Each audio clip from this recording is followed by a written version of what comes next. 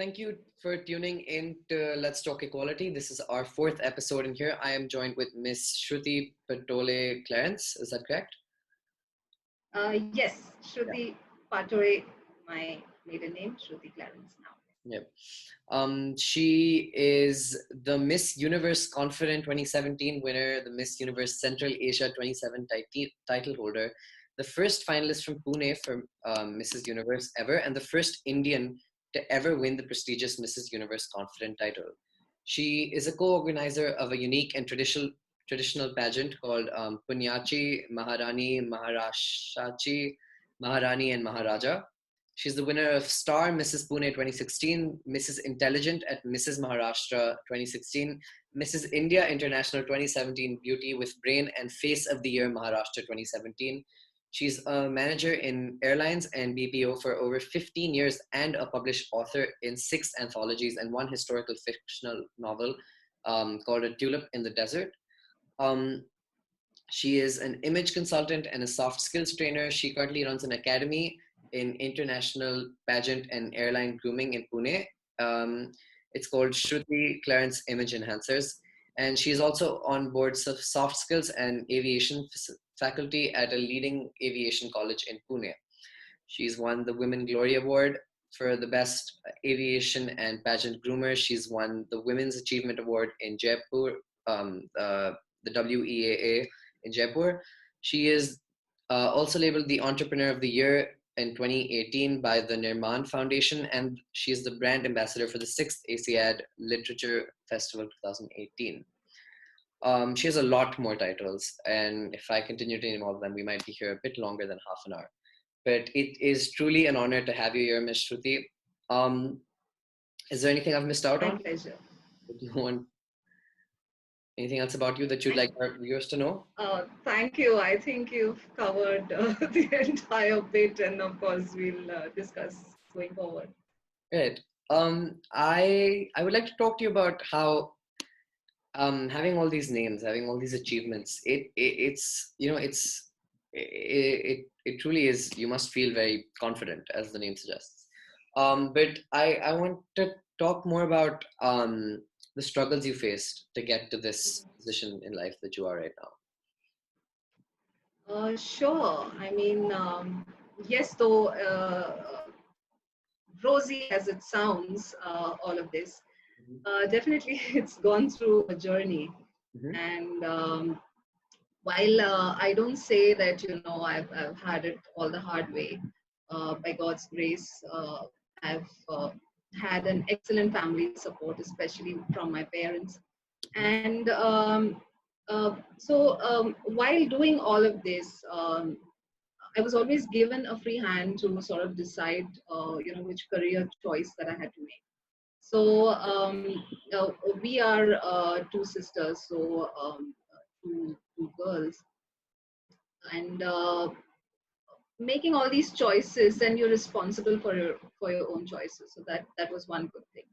Um, 15 plus years, almost 2 decades with the airline industry, 5 to 6 years sabbatical for my children, and during which time, I became a published author. Now, this entire journey from here itself was not, just aaj ut ke bas, I've just started penning my thoughts. Mm-hmm. After working for so many years, and then suddenly, having nothing to do at all, of course, I had, my son to look after. But, that's when you actually get to thinking, probably slip into depression, and you're thinking, what am I doing with my life? So while getting through all those emotions is when I rediscovered my passion for writing. That's when Shruti Patole Clarence as an author was born. So during this time itself, I had this thing on my bucket list. I thought, okay, I've taken a career sabbatical. Let's stick this one thing off my bucket for pageants. So yes, and I love to share this journey because having been a very confident and extrovert person while working, because I was working with the aviation, and which meant that you're meeting and interacting with people day in and day out, and different people from all walks of life, uh, to becoming homebound for about 5 6 years, and then wanting to suddenly jump from there onto a stage and a ramp. Yeah. So that was a sort of transition, and the emotional transitions that I was going through, which when I sat back later to think, is what I experienced. um, so of course, these 5 years, like I said, was trying to rediscover myself and probably just uplift myself and motivate myself out of depression. And that's when I decided to walk the ramp. I uh, submitted my entries to two simultaneous pageants, which were going to happen after, like, in a span of 2 weeks.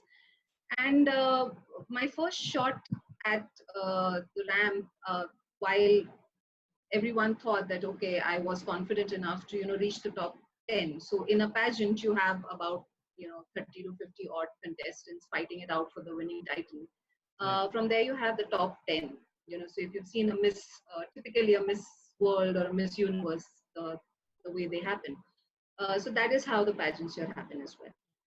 And the very first one, I didn't even manage to reach that top 10. So that was another blow to my confidence at that time, and I was like, yeah, I don't think I can ever do this. Or I don't think I can just get back on, my same old confident self. Struggled with this for about 2 weeks, with again going back into the depression and Yeah.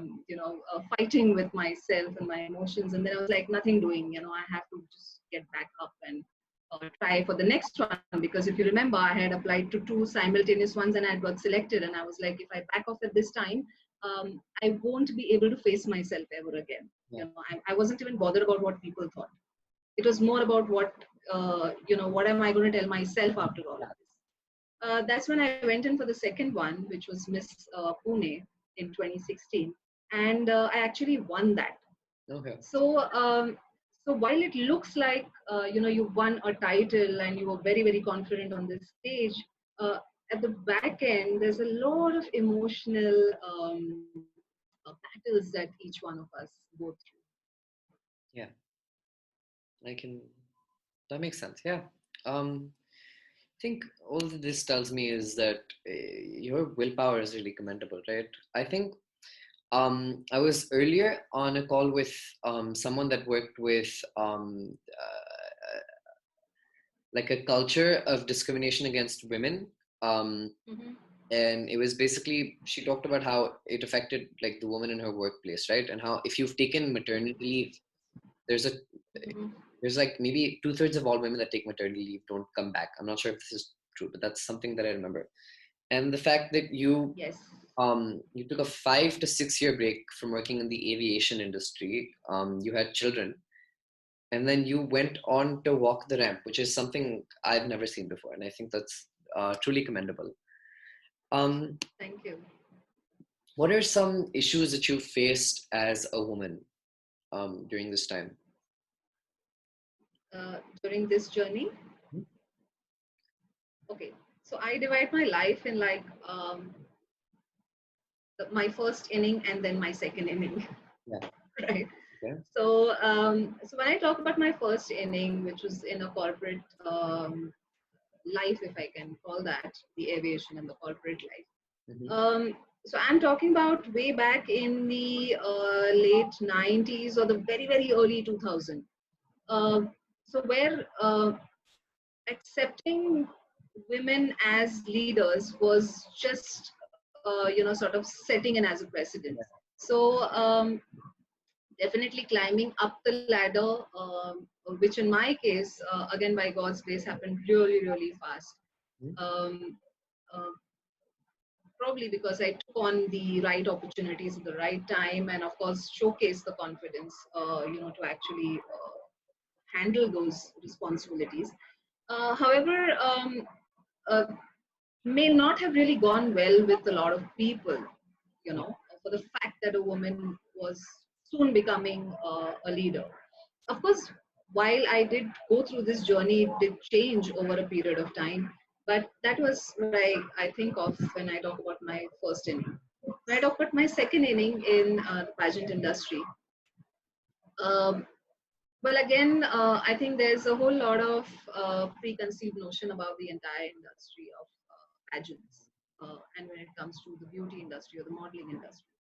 Um, with all these premonitions and all these prejudices, is what I went in, Yeah. took that step to experience the pageant world.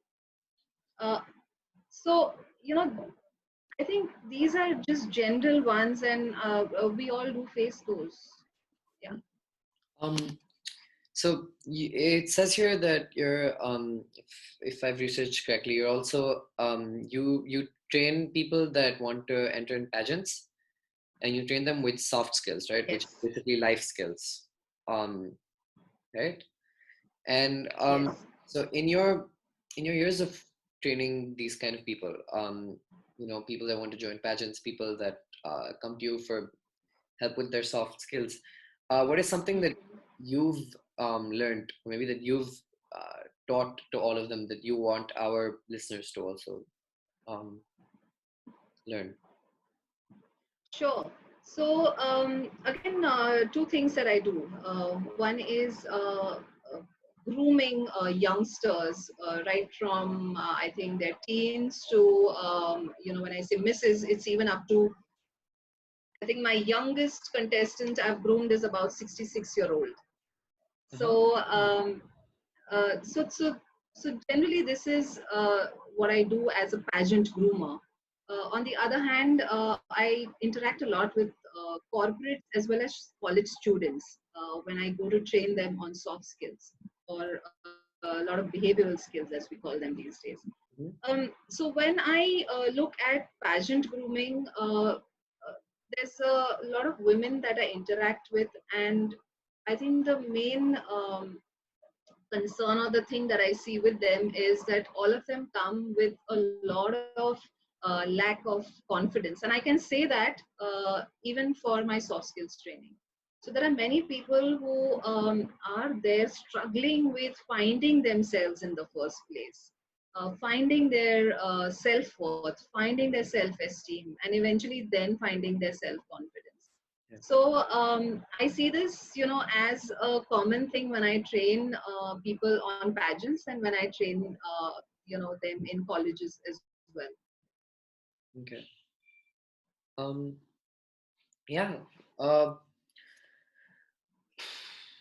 I think that's all. One last thing I want you to do is I want you to talk to our listeners, and I want, if there's one thing that you want society to know, if there's one thing that you want everyone listening to this to know, what is that one thing? What is one message that you want to give off?